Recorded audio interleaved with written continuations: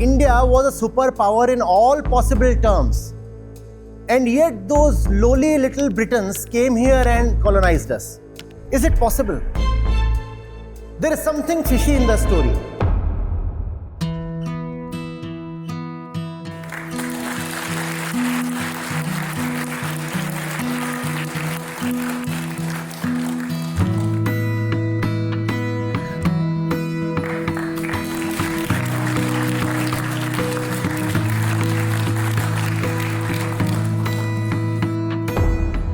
There was a time when we used to lead in the fields of technology, science, medicine, trade, education and whatnot. But it happened that we became slaves of foreign powers.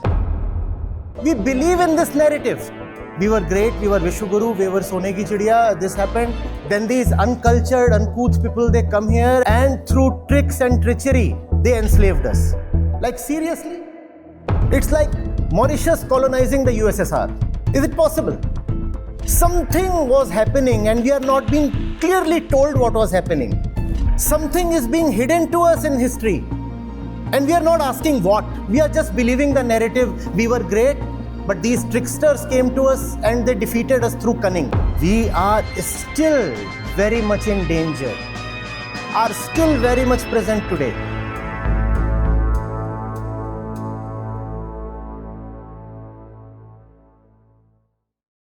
Namaste Acharya ji. When the question of Indianness comes, I have a historical questions. Like my friend said that there was a time when we used to lead in the fields of technology, science, medicine, trade, education and whatnot. It should have been the case that we should have lead, but it happened that we became slaves of foreign powers, and it's not also the case that they were much in numbers. They were very small population and they enslaved us like. Acha, apply your common sense. Is it possible that the America of today is enslaved by, let's say, Cuba? Cuba? Possible? They have tensions with Venezuela. Is it possible that Venezuela of today colonizes the US? Is it possible? Please tell me. But we say India was a superpower in all possible terms. And yet those lowly little Britons came here and colonized us. Is it possible? There is something fishy in the story. There is something fishy in the story, right? And we don't want to go back and really read and figure out what really happened. We believe in this narrative. We were great, we were Vishwaguru, we were Sone ki Chidiya, this happened. Then these uncultured, uncouth people, they come here and they came here and through tricks and treachery, they enslaved us. Like seriously? Seriously? But not only the Britons, but also the Turks, the Mughals, the Exactly. Afghans. So, Vietnam, Bangladesh, Sri Lanka, Bhutan, Zimbabwe, Congo, each of them is taking turns to colonize the US. Is that ever going to happen? Please tell me. Can that happen? There is something wrong with the story. There is something wrong with the story. Now let me tell you, when the Brits landed here, India's per capita GDP was already at least 30% lower than that of Britain.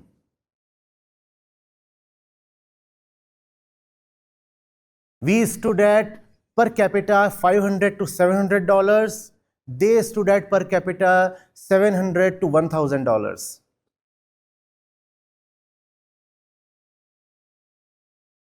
The last time Indians were actually more prosperous than Europeans was in the 10th century, CE or AD. That was the last time. So that fall does not begin with the arrival of the Dutch or the Portuguese or the Spaniards or the French. The fall does not begin there. The fall had begun much earlier, but we don't want to admit that. And the reasons are very interesting why we don't want to admit that the fall had begun much earlier. Because the reasons that initiated the fall, the things that initiated that fall, are the exact things that are at the center of current Indian culture. If you will admit, truly admit what initiated India's fall, you'll also have to admit that your current cultural paradigms are all misplaced. That which you have today is what initiated India's fall 1100 years back. That also brings us to a threatening observation. If what initiated India's fall 1100 years back is present even today, what is likely even today?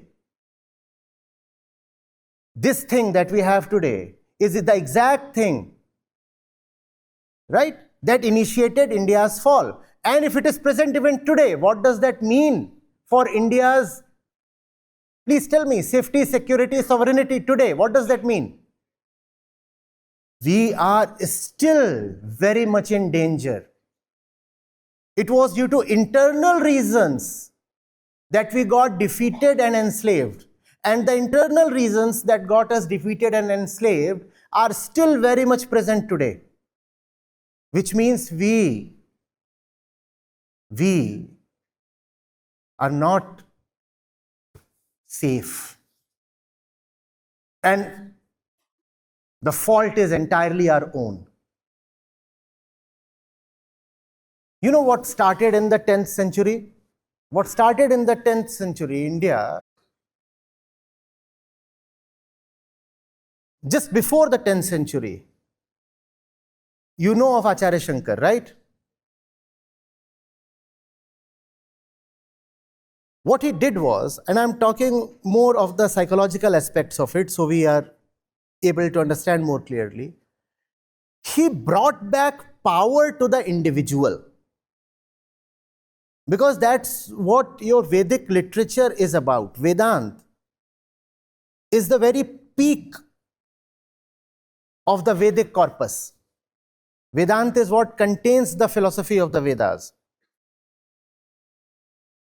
And Shankaracharya clarified what Vedanta means. He said it means that you are inseparable from the highest that there can be. And that's called non-duality. Advaita, non-duality. Non-duality means no separation possible. Which means that you carry your highest potential within yourself. Look at the implications of that. That means you don't have to bow down to any external power. Now this was something that would have outrightly prevented India from surrendering. Because surrender is made impossible by Vedanta. You cannot surrender to anybody outside of you because the highest is within you. Which means you cannot be pulled, kicked away, terrified, pressurized. Nothing of that is possible when it comes to the native highest Indian philosophy. That also means that you don't have to look at the heavens for guidance. That means that you have to look inwards for guidance. Because the highest source of illumination is within. Which also means that you don't have to submit yourself to priests and to social authorities. Why should I listen to priests and the social authorities when the highest is within? But just after the 10th century, a strange kind of fatalism starts creeping in.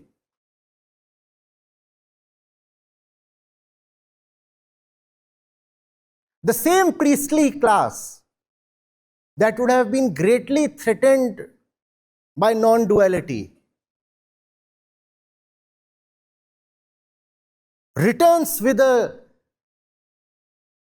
vengeance, philosophical vengeance. It says no. What Vedanta says is that your destiny is controlled by somebody else. That there is some overlord on the skies and he is deciding what is happening on the earth. Whereas this is a total distortion of Vedanta. What Vedanta simply says is, the greatest truth is the self, and there is nothing beyond the self. You are that self. And if you think of anything, if you think of yourself as anything apart from that self, the Atman, then that is Maya. It is from there that the great Mahavakya Aham Brahmasmi arises. I am that. I am that. And you too are that. Tattvamasi. That is not that. I am that. Now, this is very empowering. Do you see this? Do you see this? But after this, a strange kind of fatalism starts where you start saying, no, no, no. The greatest power sits up there. And that was a total distortion, I repeat, of Vedanta. And once that starts, you can be broken. You will surrender. You will say, you know, now that I have chosen to one power outside of me, obviously, I can surrender to other powers as well, because surrender is now possible. Surrender is possible even in core Vedanta, but that surrender is only to your own highest potentiality. Instead of that, Indians were told to surrender to all kinds of power outside of you. And we became fatalistic. We became fatalistic. Because now you do not control your life, somebody else does. You don't control your life, somebody else does. We became fatalistic. Do you see this? Otherwise, how can the land of Gita be ever defeated? Shri Krishna isn't telling Arjun to win, he is telling him to fight. The land of Gita would have fought to its death, said, fine, I can die, but I cannot be defeated. I'll die fighting. We didn't die fighting, we simply surrendered. You have Kolkata here next door. Clive had 3,000 men, and they were not even proper fighters. A lot of them were simply the guards of Fort William. Because the East India Company couldn't have had soldiers. It was a company. Companies don't have soldiers. Do companies have soldiers? No. What they had was actually well-trained and well-armed guards. And Siraj-ud-Dawla had 50,000 of them. How can so many be defeated? Please think. Please think. It's like Mauritius colonizing the USSR. Is it possible?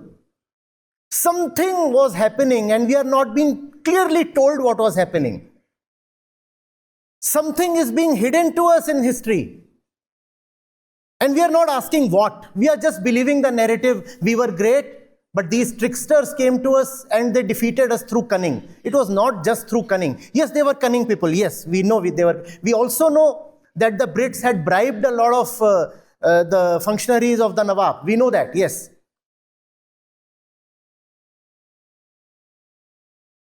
But this great landmass that consisted of the entire stretch from Burma till Afghanistan at that time couldn't have been colonized only through treachery. Do you agree? Please, let's be logical. There was much more than that to it. Recently, I compared India's obsession with astrology to the Western advancements in astronomy. Do you see how related astrology is to fatalism? Do you see that? Somebody else controls my fate, so please look at my horoscope. Because my life is controlled by somebody else. That's what dictates us. Somebody else is the Lord. And he will decide how I will live and what I will eat and how I will vote and how I will marry and where I will settle. And that somebody might not necessarily be a person. It could be a situation. It could be a social order. It could be a belief system. But whatever it is outside of me. It is not something of my own. And yet I succumb to it. Now, the West was questioning the skies when we were praying to the skies. And it was precisely because of their astronomical advancements that they could first of all come to India. Remember, there was no great source of energy then except the winds. Starting from there, the tiny British Isles, they first would come to the Cape of Good Hope using just the winds, the trade winds. And then from there, they would use the monsoon circuit to come to India. And all this was being done only through wind power. And imagine how they would be navigating. There was no GPS. Now, latitude is easy to measure, but not longitude. So all astronomy was there to measure longitude accurately. And what were we doing then? Praying to the skies. Please tell me whether the girl is Mangalik.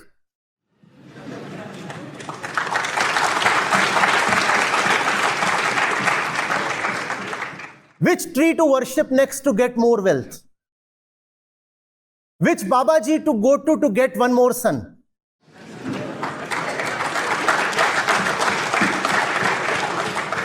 And they were manufacturing, researching, observing, documenting. India was not really defeated by the Brits, it was defeated by Greenwich.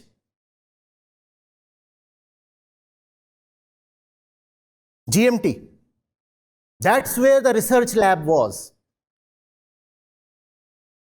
The Royal Observatory at Greenwich.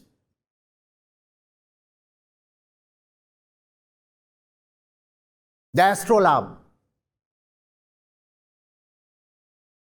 And they were manufacturing mechanical chronometers. That's what got us enslaved. Not just their treachery. It's not as if we are very simple or innocent people, right? When it comes to treachery, we are not far behind, are we? Please. Please.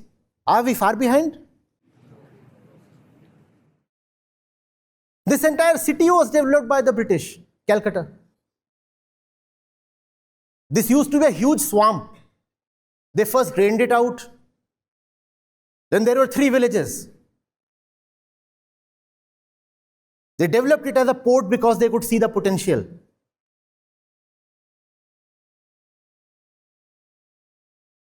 And then Siraj-ud-Daulah said, oh my God,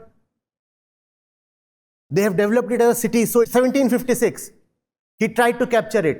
1757, the Brits, not the Brits, the East India Company struck back. And from there, the enslavement of India was complete. After that, you had the Battle of Buxar, then there were the Anglo-Maratha Wars.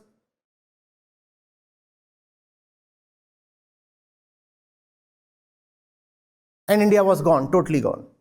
Because once Bengal is one, and Bengal used to be the richest province at that time, once Bengal is one, huge resources open up.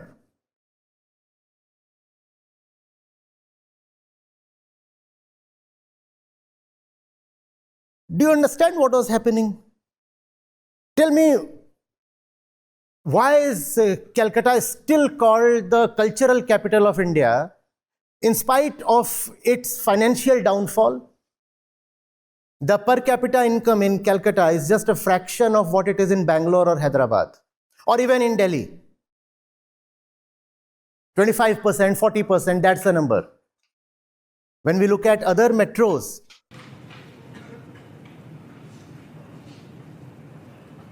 when we look at the metros,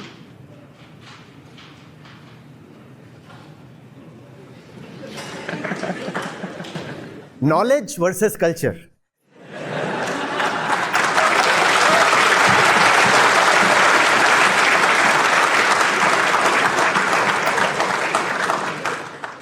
And you saw who won.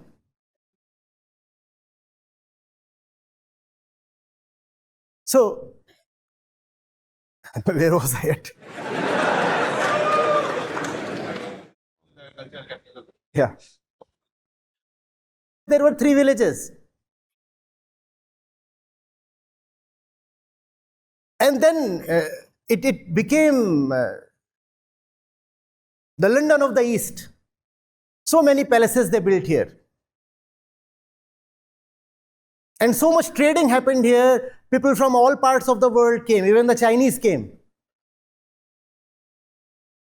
Because there was the promise of prosperity. And there was education. And because there was education, what kind of education? Not our traditional cultural education. Modern scientific education and education in liberal humanities. It was because of that that you could have Ishwarchand Vidyasagar and eventually Rabindranath Tagore. Please understand.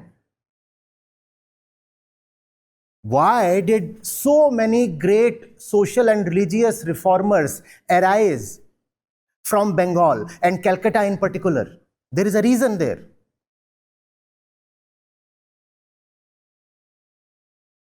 Something very fresh was brought by the British. And Calcutta was one of their first major enclaves. Therefore, Bengal had the Bengal Renaissance. Why could we not have it on our own? Because we did have the intellectual capital. Reason is the kind of tradition and cultural practices that say you are fine if you are just following rituals. You don't need to read, you need to follow. And even if you are to read, you will read the various kinds of katha. You will not read philosophy, you will read stories. And stories are meant to deeply implant beliefs in your mind. All stories carry beliefs. The more you go through those stories, the more those beliefs penetrate your mind. We have the greatest, highest philosophy that brings you back to yourself. But that philosophy was willfully ignored. Do you understand that?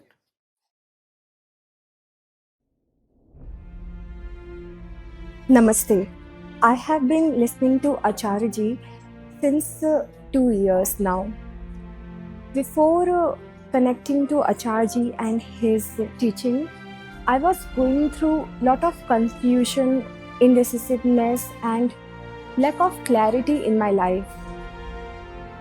There were a lot of questions that were going in my head and I was not able to find the clear answers. But after connecting to Acharya ji and his teaching, I find myself able to get these answers. Acharya ji's teaching, he just not teach Gita or Upanishad like we heard that traditional ones, but he connect these Upanishad and Gita with his deep understanding and the fact and the things that are relevant for us now. So I can say that connecting to Acharya ji and his teaching is the best decision in my life. It has been a life-changing for me. Thank you.